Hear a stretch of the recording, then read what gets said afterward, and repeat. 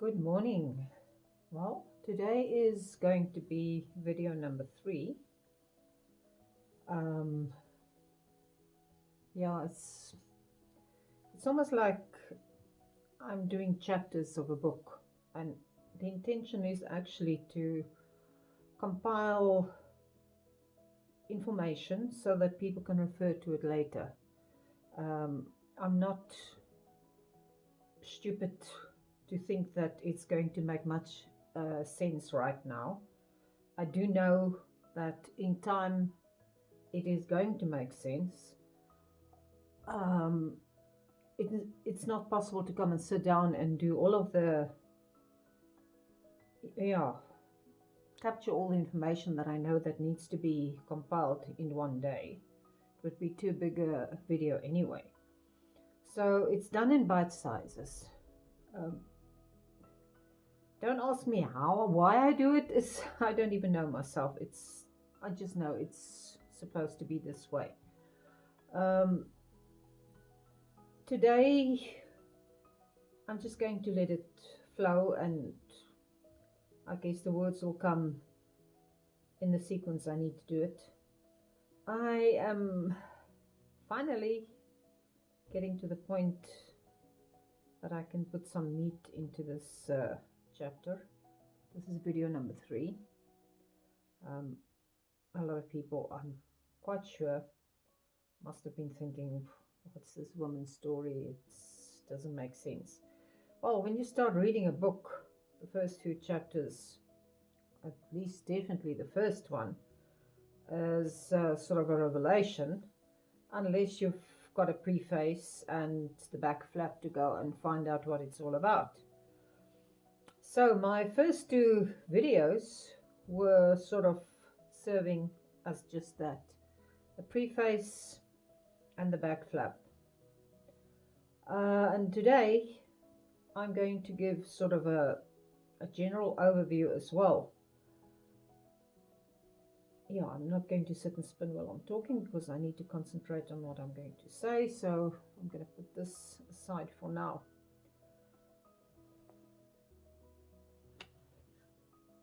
I started getting funny dreams about 20 years ago.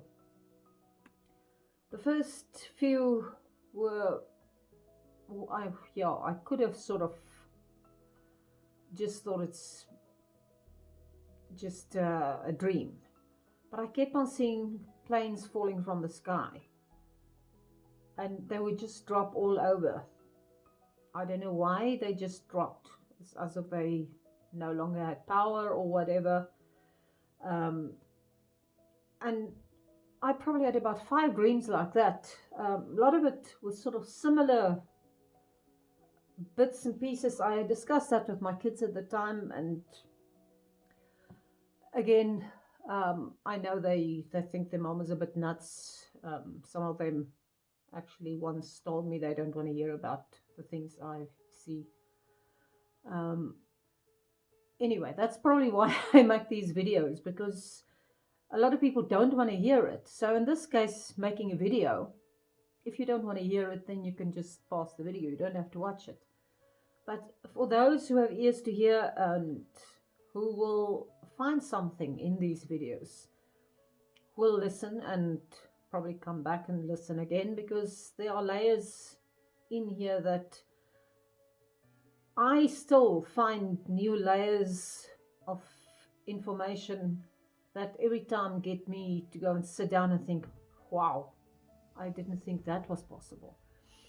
Anyway, the one dream that really upsetted me the most, because I woke up with tears streaming down my cheeks, and to this day it affects me. I was still in Belgium. I know this was after I heard that funny voice telling me I must come back. This is a dream I eventually discussed with Fred Pretorius as well, and the one he said, no, I must come and speak to him and discuss it. I will probably end the video with more on this. Anyway, I dreamt I was walking out to the back of my garden in Belgium. But as I walked out, I had this little voice telling me, get your camera, you've got to take pictures, you've got to show this. And, in a dream, we sometimes have weird dreams. So nothing serious to that. But then as I walk out, I would see this bush with lavender and butterflies.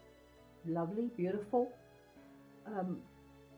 Nothing funny about that either. But as I carried on walking, suddenly the picture changed to the thorn bushes here on the farm, sort of savanna land, and I could see spiders and spider webs. Now, instinctively, I knew that the lavender bushes and butterflies were spring. But now I was in autumn. And the next moment I was walking onto a little bridge or a pier or a jetty, whatever you want to call it, on this huge expanse of water. And suddenly this jetty started tipping and I was going to fall into the water. So I grabbed onto this thorny tree that was next to me. Looks like a sweet thorn tree or whatever. So by grabbing onto the thorn tree, I sort of stayed upright. I didn't fall into the water, but as I walked, I sort of started looking around me. Suddenly I was in a shopping center with people going about their day, pushing their carts and taking the groceries to their cars and whatever. And I could see the water is coming. It was storming towards them all, flowing under the cars, and I'm shouting at them to run. The water's coming. They're gonna drown. And people stared at me as if I was nuts. They couldn't see anything. They couldn't hear anything. They didn't understand what I was trying to say to them. And that's when I woke up. Well, if anyone has ever had dreams like this, you'll know that a normal dream is a normal dream. A nightmare is a nightmare. I don't normally get nightmares, luckily. Thank goodness. I don't think I've ever had nightmares. Anyway, this one, I woke up, but I had that feeling in my chest. It was so real, and I remembered everything about it. It wasn't like other dreams that in a while you'll forget it. It was not like that at all. Anyway, so that's when I started realizing something is not right. And fitting into that came this message from Amos that I had to go and speak to my people. I tend to see things sort of in a scientific way. Before I left South Africa to go to Europe, I started studying, not so much because I wanted to get a degree or anything, but because I'm always hungry for more information. And as long as I can remember, I was interested in archaeology, mostly paleontology, being the really ancient history, geology, biology, zoology. I can't help it. I just have a mind that goes all over, and I like to know everything about everything I can get to know. When I started thinking, okay, I'm going to do some degree because everybody always wants to know what degree do you have, etc. As if you're dumb if you didn't go to university. So I thought, okay, well, I'll go and get something just to have some paper so these people can stop thinking I'm stupid, because I'm definitely not stupid. So I decided on doing this BSc degree through UNISA. And I picked environmental management at that stage with majors in geography and archaeology, because that would give me all the subjects I like all together. So I started studying, and my first year I even went on the second and third year's outing with Unisa to Venda. We stayed in the Vembe army camp at that stage, went up Mapungubwe. And that was probably also one of those places where things started stirring in me, because the explanations in the archaeology especially didn't make sense to me, because I started seeing flashes of things and yeah, hearing voices. I can't help it. And it didn't fit in with what I was told. And then one morning we went out to go and look at an area that's supposed to be 900 years ago, where the Venda used to stay. And there was this huge heap of sand dug up by a porcupine the previous night. And a piece of potsherd lying on top. You can see it was dug out by the porcupine. And the engravings on this potsherd did not fit in with the dating that they had for that site. And I said, but this doesn't fit in. This means the site must be almost 2,000 years old. I was told no. You can't say that just because that is a disturbed site. It was dug up. It wasn't found on site. You can't go according to that. I actually took a picture of that. Maybe I'll insert it here. Anyway, then I started thinking, okay, anyone with common sense can see that was dug up by a porcupine from quite deep down there. So there's something else going on there, but they don't want to know what's going on there. I then, just before I left for Europe, I worked at, these days you can't talk about all of these things because non-disclosures and things like that. Anyway, the National Research Foundation, I was a personal assistant to the CEO there of the Innovation Fund. And anybody who's anything in any university or any research get their funding from there. I know Sterkfontein, Swartkrans, those areas, they got their funding from us as well. And their report every year had to be adjusted. No matter what they found, they could only report what was accepted. At the time, I discovered that, well, let's put it this way. Then I understood why there's only as much as you're allowed to learn. When you get any degree, people won't like to be told that, and because they believe if they have gone for a piece of paper, sorry, I just need to get this out of the way. They believe if they've gone for a piece of paper that they know everything there is to know about a subject.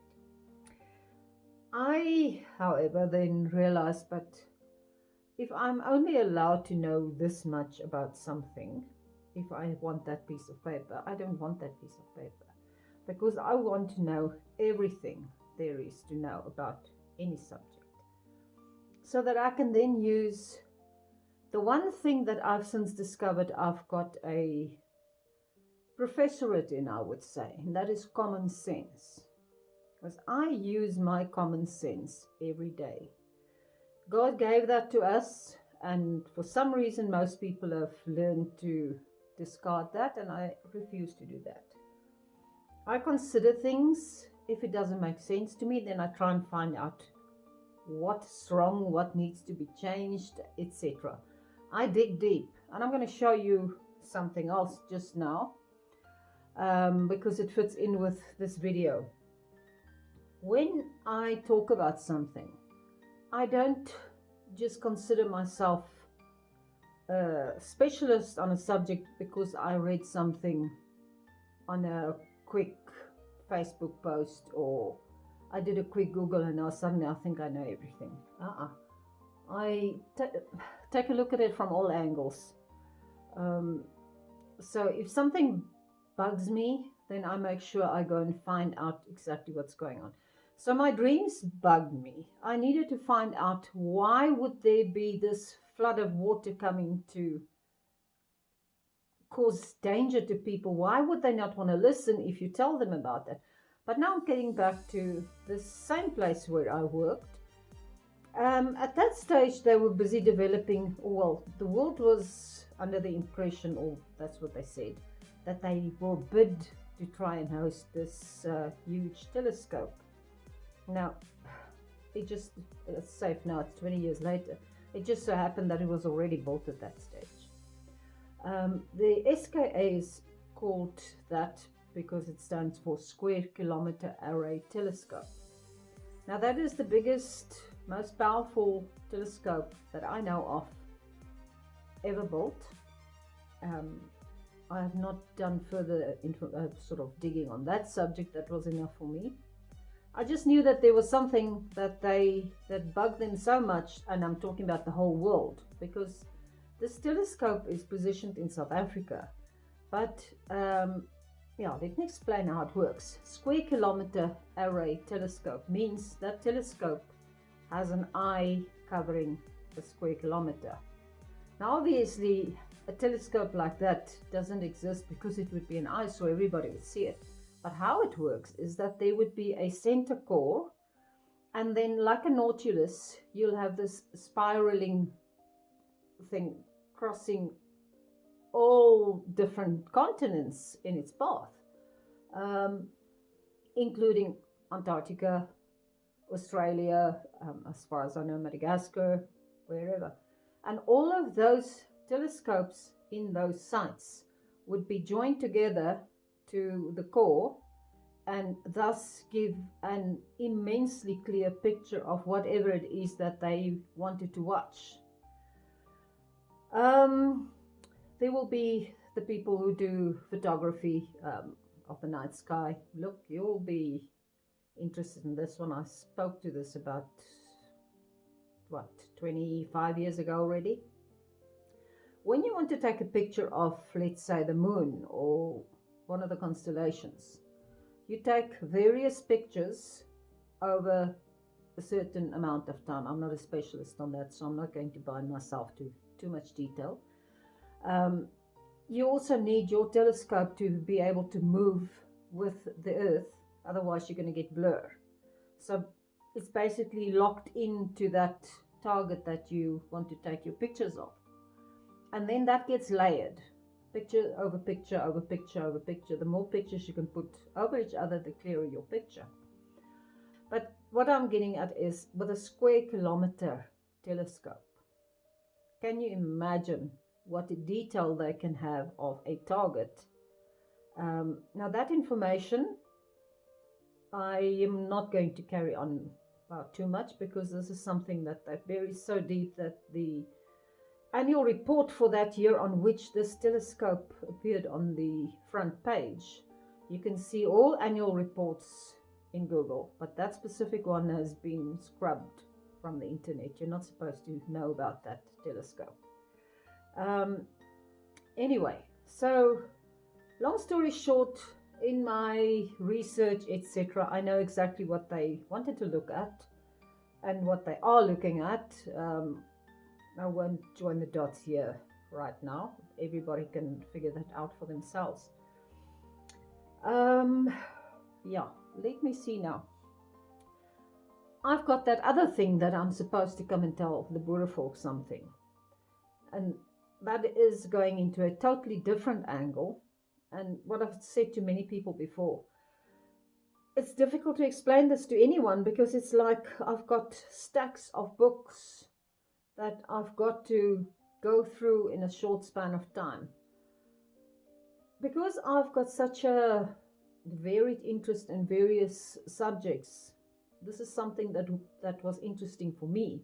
But most other people sort of focus on one subject. It's like that story about the elephant in the room. You can have 5 people there, and each of them, blinded obviously with a blindfold, when they touch the elephant, they're going to give you a totally different description, because that's what they perceive. Because one will be touching the ears, the other one the trunk, another one the tail, another one the stomach, or whatever. So obviously they're not going to get to the same picture. But since I was very small, I always wanted to know as much as there was to know about anything. Um, I was that child that always wanted to know why, tenfold, maybe hundredfold, because I never stopped saying why. Um, if I must say how many times people told me, you must know it all, and that was not normally a compliment. I eventually realized when I got to the term of the Gnostics, you'll see my books here. I put this in here with a purpose. The Gnostic Gospels. That comes back to something that's close to my heart. I grew up in a house that we were Christians, and I would go to Sunday school every day, every Sunday. I never doubted anything except that when I would open the Bible myself, because you won't hear that in the church, sometimes you would end up on verses or stories that are really so horrific that you could say to yourself, who wants to have a God like that? That's horrible. And I know for a fact the one book in the Bible, because the first time I read my Bible from side to side, I think I was about 14, 15, because I wanted to know what's all in there, and it wasn't a nice discovery. Anyway, the book of Job has always been one that filled me with dread, because I thought to myself, why would somebody who's been such a good person have to go through all of that rubbish just to prove to God that he is worthy? Anyway, that's not for now, because I've since had my Job days, more than enough of those. I want to get back to the point that when I got this message that I had to go and tell the people something, and various other sort of ideas, voices that I heard, and then the book of Amos that told me what it told me. I'm not going to go into too much of that. Go and read Amos and watch my previous video. I've had too many people trying to be derisive or whatever. It's not for me to worry about them anymore. The message obviously not for them. They don't have ears to hear. But suffice it to say that in a case like that, I start asking why. Now, this is such a wide subject. I've already explained to you, from the sky to the Bible to archaeology, which is, in other words, ancient history. How do you bind all of that together? Plus then that danger effect that came in where people didn't want to listen because they didn't hear the message, or they didn't want to hear the message. Yeah, that boils down to a huge book. And I got to the point that I realized it's as in the days of Noah. Now, let that sink in and think about it. Because my dream was about something similar to what Noah knew was coming. A lot of water. But it wasn't only that. It was lots of other things. And I'm not even going to try and touch on all of that in this video. It's going to be too much. It's already, the subject material is not for the average person. And just to make it clear, I'm not planning on getting thousands of followers on YouTube, because there's only a few people that will really resonate with this message, and it's mostly for me to make sure that I put it all in sequence and that it can be referenced later when things start making sense to people. I tried to get this message out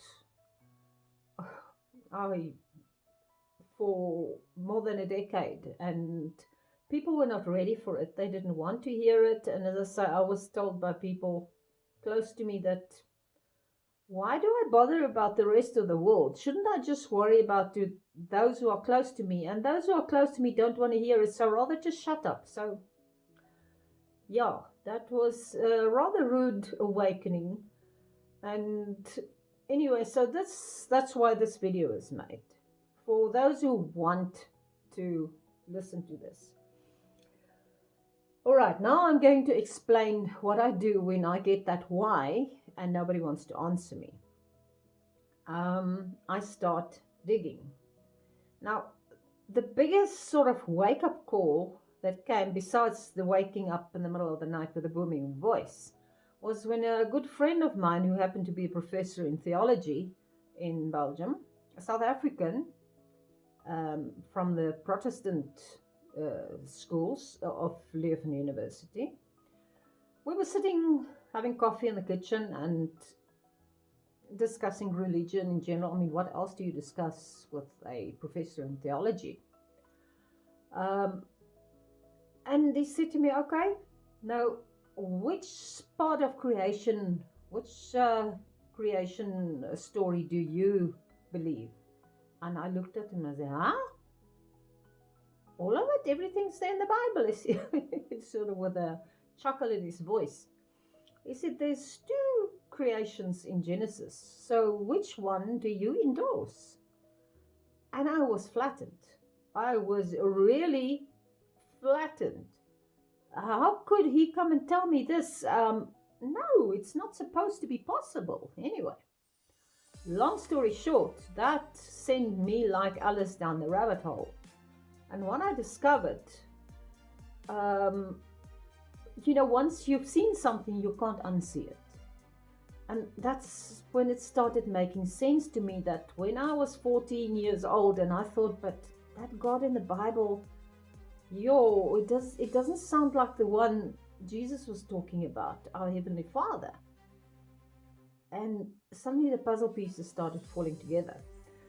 But it wasn't just like that, because I started reading and digging, and I'm going to show you now. I'm going to take them and I will stack them on here this end. I've put these books down, sort of biggest one at the top, so I can just go through them. There's no specific sequence in them. This is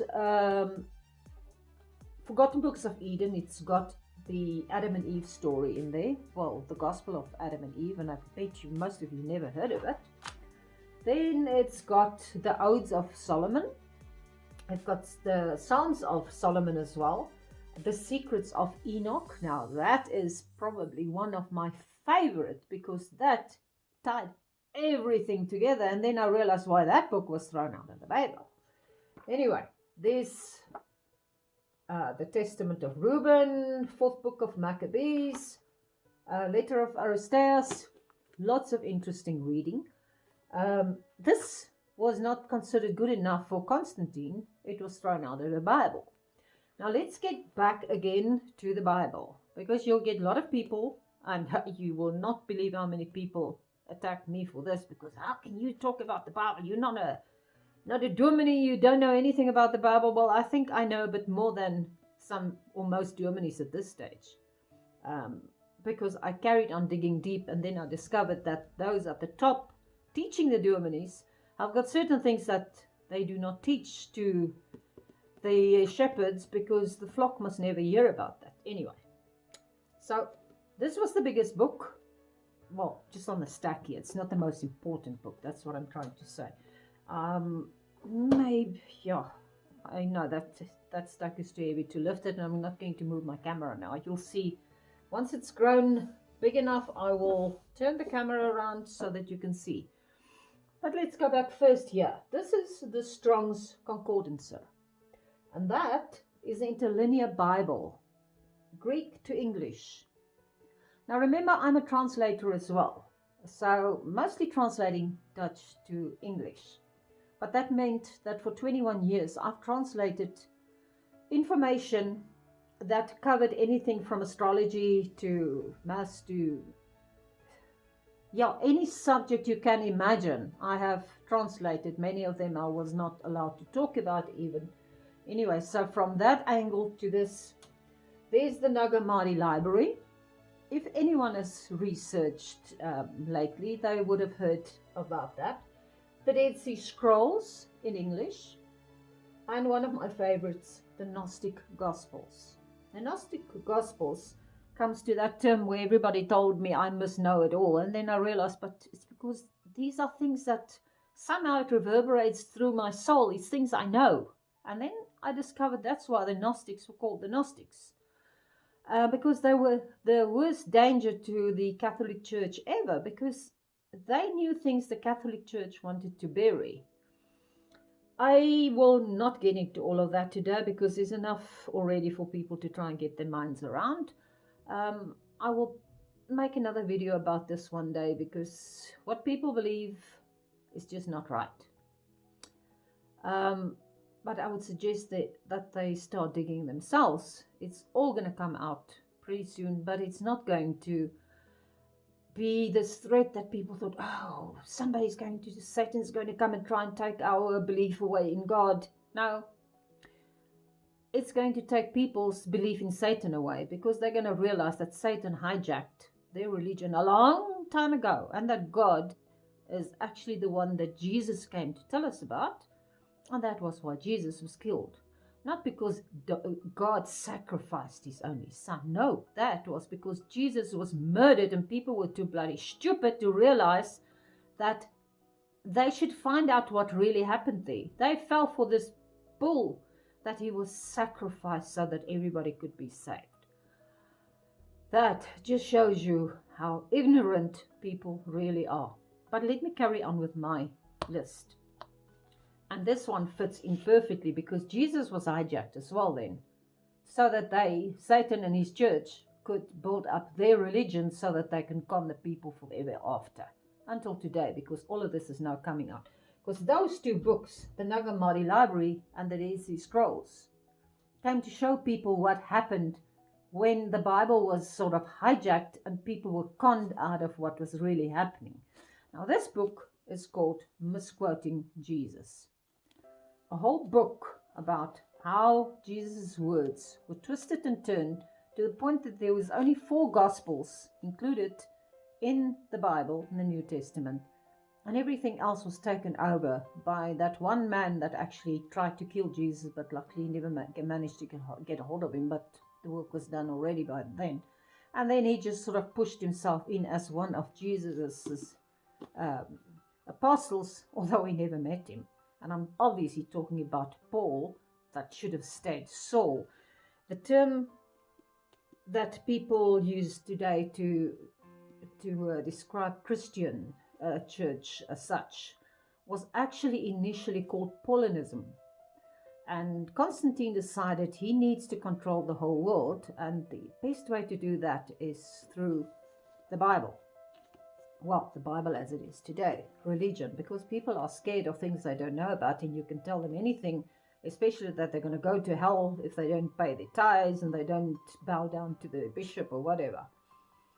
So that's how it all starts. A short while ago, I put a little sort of meme on my Facebook about the book of Eli, and I could see that the people are so totally missed. Oh, okay, most people probably never watched that movie, because it was all about how some evil person tried to get hold of a copy of the Bible after everything has gone to hell or whatever, to try and con the people again, to try and control everybody and to get the power back again. So people completely missed that one, because there was a black person on the front of that meme. They sort of bypassed it. And the other one that I posted just below, a little blonde, blue-eyed girl, everybody was liking that one. Now, for the record here, I was sent to the Boer folk with a special message. This is not about racism. This is about idiot people, black and white, that gets divided in this game where they are so busy fighting each other that they don't realize that there is something deeper going on in the world. And I will get further to that. Again, just referencing to the parable of the wheat and tares. Even those days, that information was known then, but it was sort of thrown out of the Bible because they didn't want people to realize that you're supposed to judge people by the fruit they bear. And that wheat and tares, before they start bearing fruit, look exactly the same. You cannot see the difference. It wasn't about the one is black and the other one is white. No, it is about the deeds, whether people are evil or not. Anyway, so this is next in line, just to get the stack up size of books. Same writer as that one, the book of Judas Iscariot, Lost Gospel of Judas Iscariot, that was thrown out of the Bible because otherwise people would have discovered that everything doesn't make sense the way it is in the New Testament. That's him. Then here's another interesting one. 101 Myths of the Bible. This guy went in detail to show you a lot of things that are just not right. And since people do not want to think for themselves, it is listed in here. Here's another nice one. The Lost Scriptures. A whole book full of books that did not make it into the New Testament. Lots and lots and lots of very good information, but it did not go sit well in Constantine's control pyramid. Lost Christianities, another one. Battles for Scripture and the Face We Never Knew.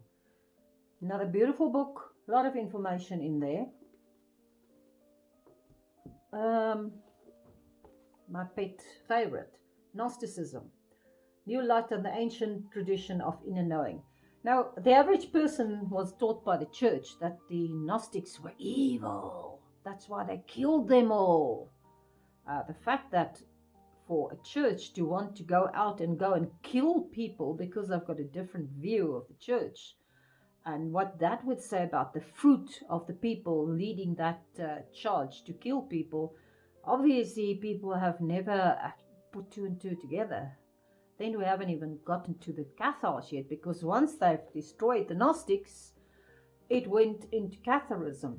So they killed all the Cathars too. And again, the people thought, well, the church had to do it because they were evil. Just because somebody told people somebody was evil. And you know what? The Cathars, for instance, the term Cathar was actually referring to good people. They were also known as the bonhommes. No, that's the French for the good people. Their fruit was such beautiful, shiny example of what humans were supposed to be.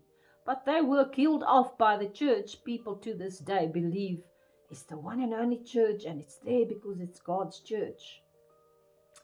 You've been barking up the wrong tree, my dear. You've been in Satan's church all along. That was this book. My other favorite, the Gospel of Mary Magdalene. Now, according to the Bible in the church, Mary Magdalene was a prostitute, because somewhere 500 after Jesus' death, some pope decided, no, he's going to brand her a prostitute, and everybody believed that. And it was only, I think, in the 60s that the Catholic Church actually withdrew that statement and said, no, oops, sorry, no, that was wrong. No, don't believe that anymore. But did anybody else hear about that? No, because once you tarnish somebody's image, it stays like that. Anyway, this woman was Jesus's wife, his partner, if it wasn't for the fact that they were the decent people, you could have called them partners in crime. But the only crime they had was to try and show the world that they were busy sort of falling for the wrong God, because the God of the Old Testament is not our Heavenly Father. He's a flesh and blood human being with evil in his heart.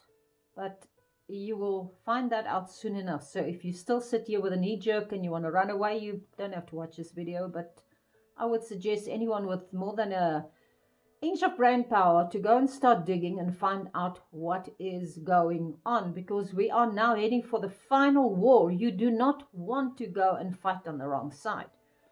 That's this one, the Gospel of Philip.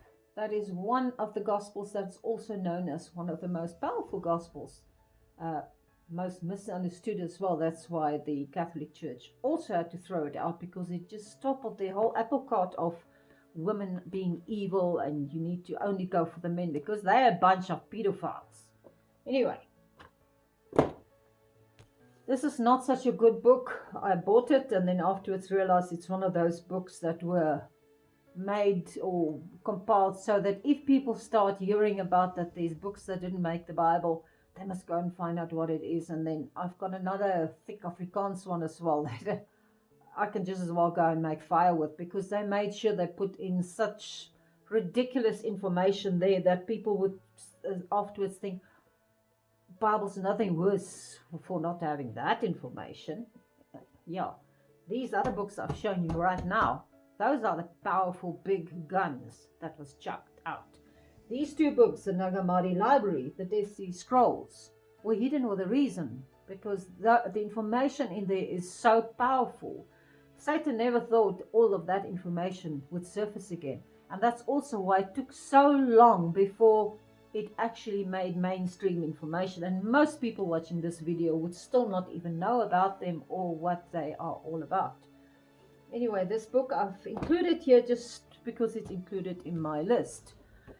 When Jesus became God, this is all about how Irenaeus and all those guys had their fights, how many people were killed because they did not want to accept Constantine's rubbish and as to how he wanted to put his religion together.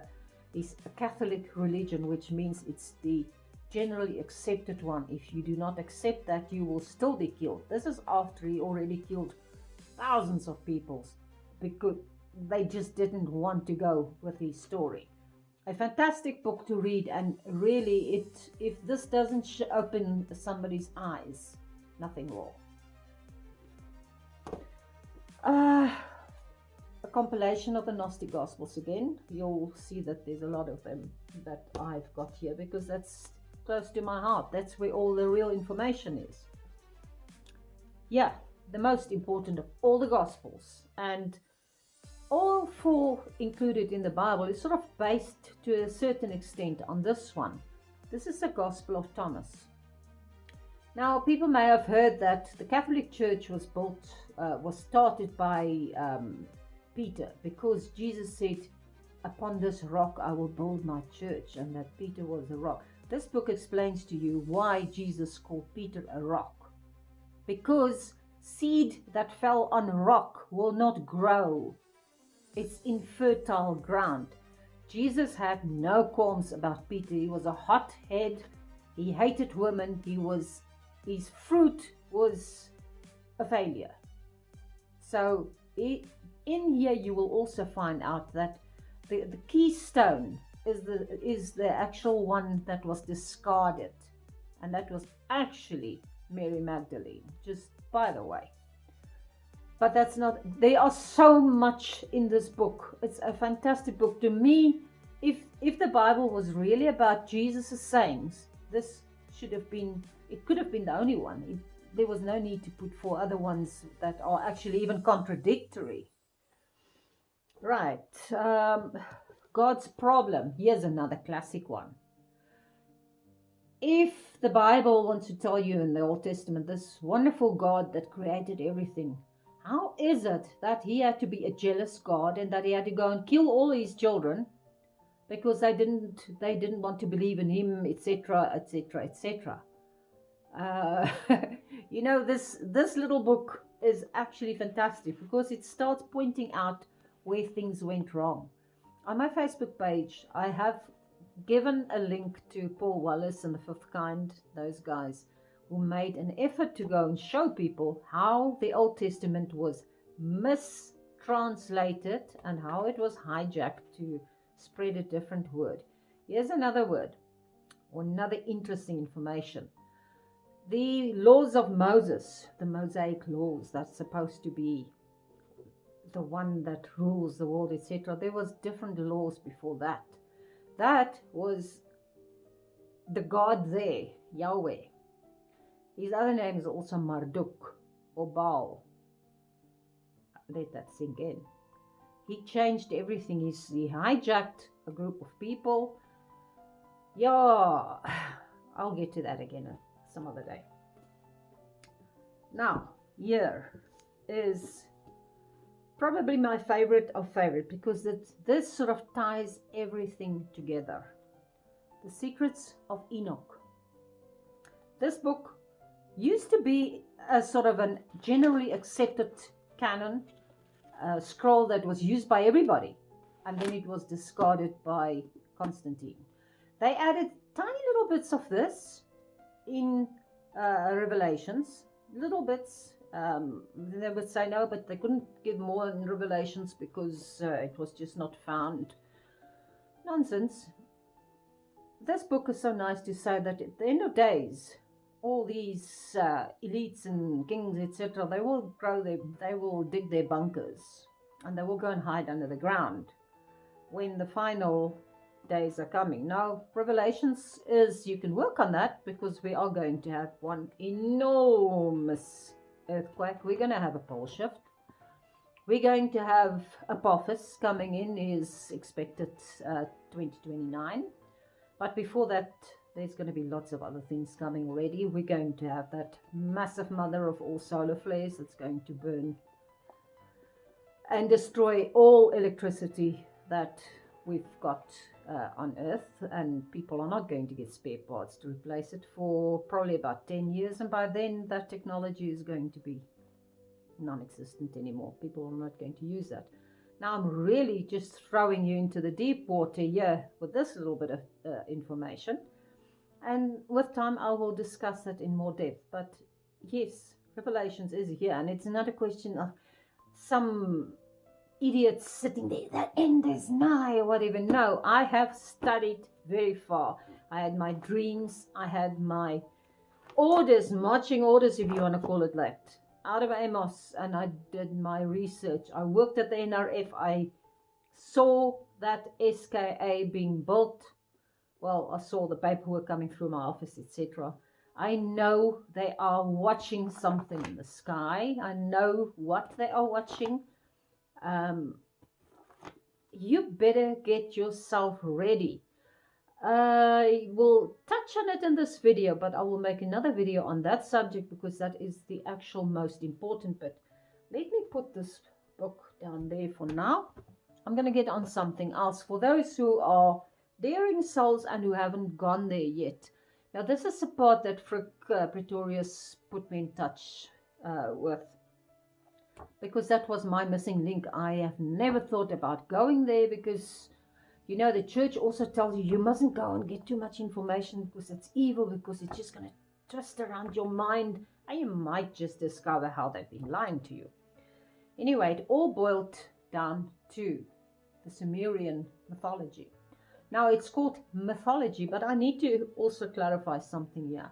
When something's called a myth, it doesn't mean it is lies. It means it is not word for word necessarily like that, or it is information that is considered dangerous by others, or it is something that people do not yet understand. So this one is Forgotten Books, a very old book already, a study of spiritual and literary achievements in the 3rd millennium before Christ. Now, this is clay tablets that have been translated to get the real history of the time. Then I get to a fantastic set of works. And this was also tried to put down as rubbish, and this guy doesn't know what he's talking about because he supposedly made all of this up. But this is the real hard facts, and it wasn't done by Zechariah Sitchin. Zechariah Sitchin did his own research like I did here. And he ended up with these things, and he realized something was wrong. So he put it in book format so that people could understand it. I'm going to take these books together. Unfortunately, my first book, one of my kids borrowed, and they never returned it. That's why I don't like to let people borrow anything from me anymore.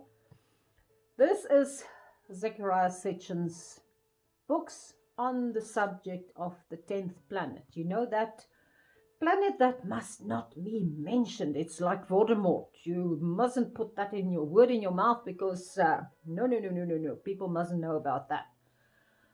Except that back in the 80s, it was accepted that that 10th planet existed. That is on our way. They already found it. They were just going to take pictures of it. And the guy that was going to take the pictures of it, he just happened to get a heart attack and died on his way down to New Zealand where he was going to take his pictures. The ship made a U-turn in the middle of the sea. and no pictures was ever taken. Every bit of information about that was retracted and scrubbed from the newspapers, etc. We didn't have the internet then to sort of spread it wide, and that went underground. You were not supposed to talk about that, except if you've got an SKA, etc., etc. Some people call that planet Nibiru. Others call it, well, the ancients called it the 12th planet or the 10th planet, depends on how you look at it, because the moon and the sun could either be called planets or it could be taken out of the equation. If you add them all, then it's 12.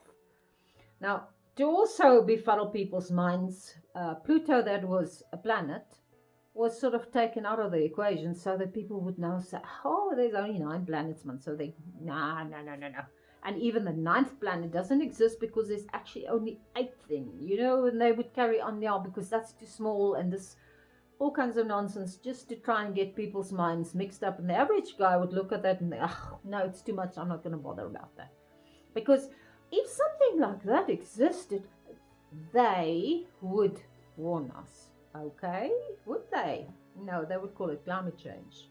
And then they would get you to go and pay extra taxes and come up with all kinds of another nonsense about it, because people are too blind to look around them and to realize, look, something else is going on here. It's not the cow's farts or the people that are too many that causes all these things. There's something else. Now, yeah, this video was about a bit of a wake-up call. And I think I've gone far enough already. I've said so much that I know a lot of people are going to have heart attacks with what I've said here, because now they're going to call me all kinds of evil names and whatever, but I really do not care. Those with ears to hear is going to hear this.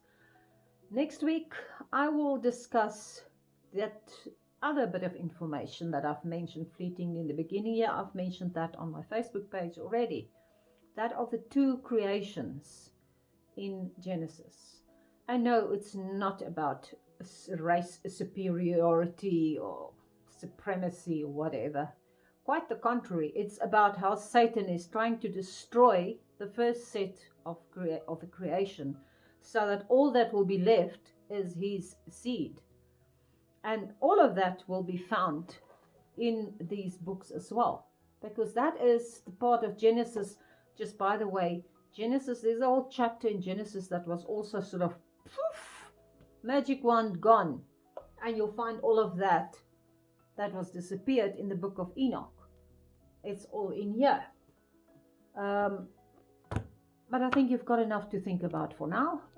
If you want to come back for more, and you're a sucker for punishment, or you're one of those rare souls who would really like to know what's going on in the world, because we've reached that stage now where it is necessary, you are more than welcome to subscribe, like.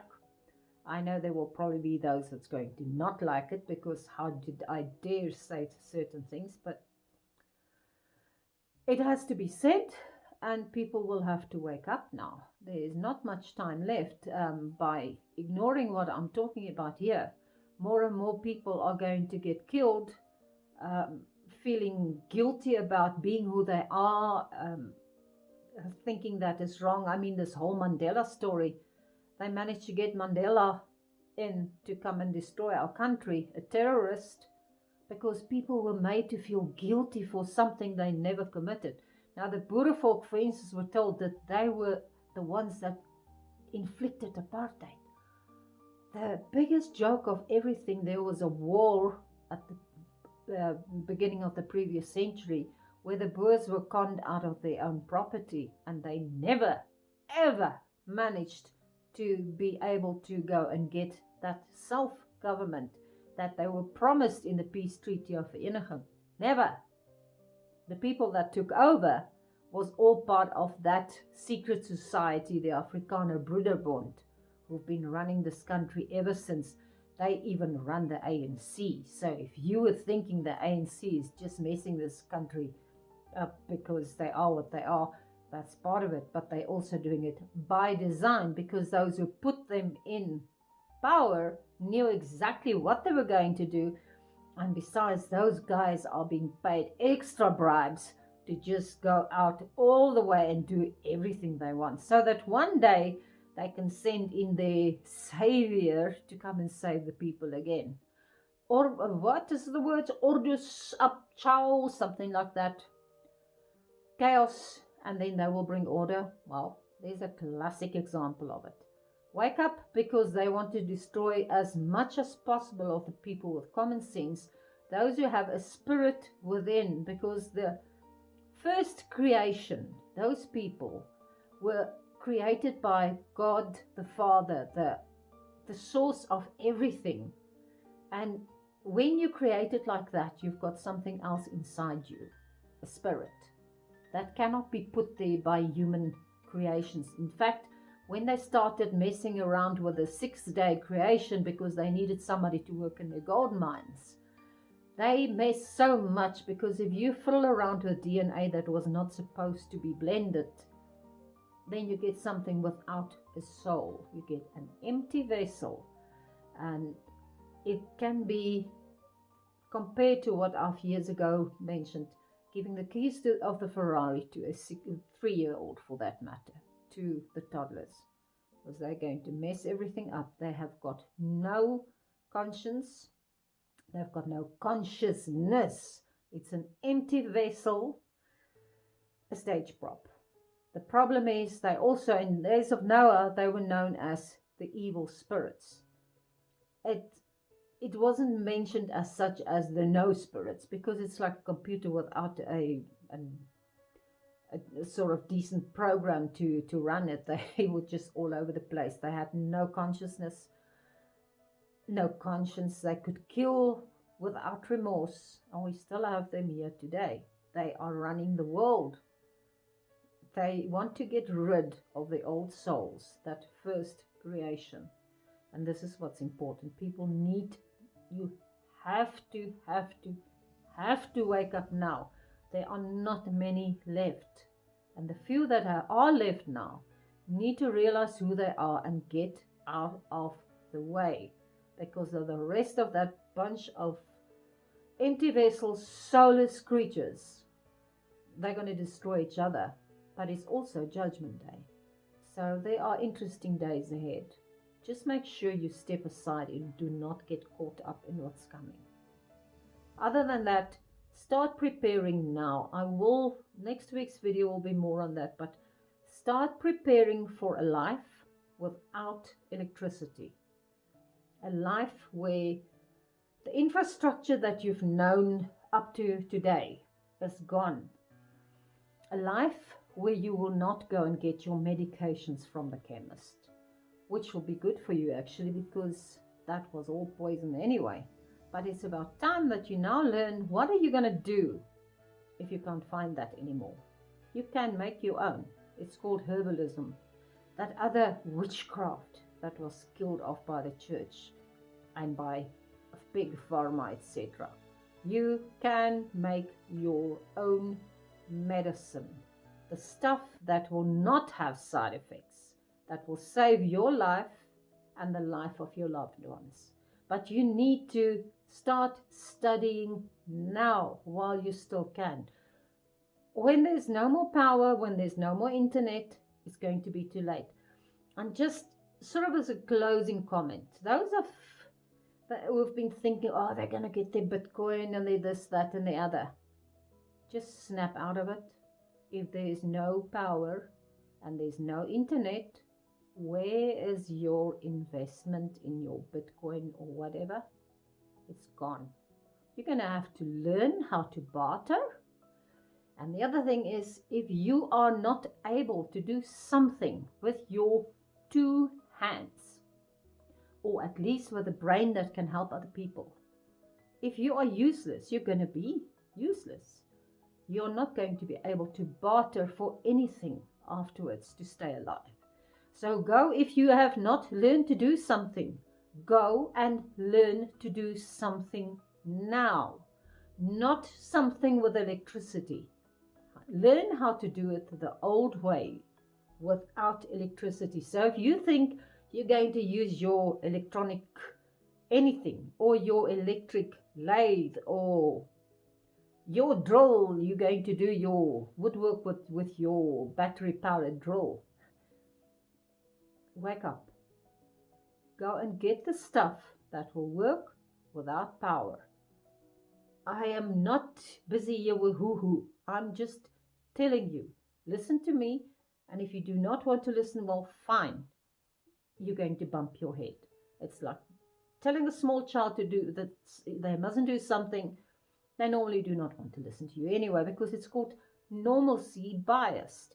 It hasn't happened before, so it's not going to happen. Oh, is it? It happened before, as in the days of Noah. Well, enjoy. There's a reason why I've got my other channel as well, where I want to teach people how to spin, and why I sit here spinning as well, because this is something else I like doing. But I also know that if there is no more pep stores or any other shop for that matter, what are you going to do to clothe your family? And just by the way, we are heading towards a small ice age. It's not going to be the global warming that they try to tell you. In the 70s, they actually admitted to people that we are heading towards a small ice age. And then suddenly somebody decided, no, don't tell the people. That's one way of getting rid of them all, because we actually want to destroy everybody on earth, have only the few special people. All Marduk's children, his own children. He was the leader of the fallen angels, by the way. And the reason he's banned from heaven, because he was one of the first creation that decided to go and get him a wife from the 6-day creation. So nothing wrong with the 6-day creation, except that the early ones did not have a soul. And their children, became known as the evil spirits to this day. There is a little bit of a light point that I must hint here at, and judge the book by its content. Judge it according to the fruit it bears.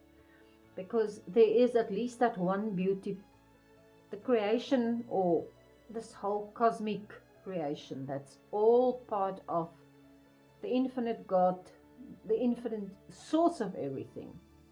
There is nothing lost there. It's just that if people mess around, they basically mess up with the order of things.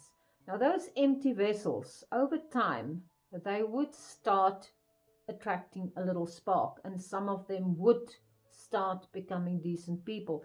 And the book of Enoch actually talks about that. He talks about the elect, and then he talks about the righteous. Again, that is all about the fruit you wear. Because anybody, doesn't matter which day you were created, can have a good soul in the end. But for that second creation, it normally means they have to go through some serious shock to spark, to wake up. And then they've got a decision in front of them. Are they going to be good people, or are they going to be bad people? Well, this is now what the harvest is all about. It was actually, I'm not sure in which of these books, but it actually clearly said it's not up to humans to decide who's wheat and who's tares. The angels of God, and that was Enoch talks about two gods here as well. He would tell you about the Lord of Spirits and the Lord of Hosts. Now, the Lord of Spirits is the God of all, and even the Lord of Hosts was bending down in front of the Lord of Spirits, because they know that is the God Almighty, the creator of all. So all of that information is in here. Nobody needs to go and think, oh, I'm superior, I'm better than this, that, and the other. No. The only thing that will make you better than anyone else is if you've got good fruit, if you're a wheat and not a tare. And you know, the funny thing is, anyone who would tell you there was a reason they wanted to only leave it to one creation, because otherwise the first creation is going to step on the second creation. What a bunch of, I'm going to call the nasty word, crap. Because if you're an old soul, if you're a spirited human being, and you are a wheat, you are not going to want to step on anything. Instead, you're going to realize those are the little children. They need to be protected. protected against themselves as well, because those little children do not know what harm they can inflict on the world. And we look at South Africa. The little children in the ANC were given the country to run. Have anyone noticed what harm they've inflicted on everyone, including the old souls? Let that sink in. Okay, I think I've said enough for now. That's enough. I'll speak to you again next time. Bye.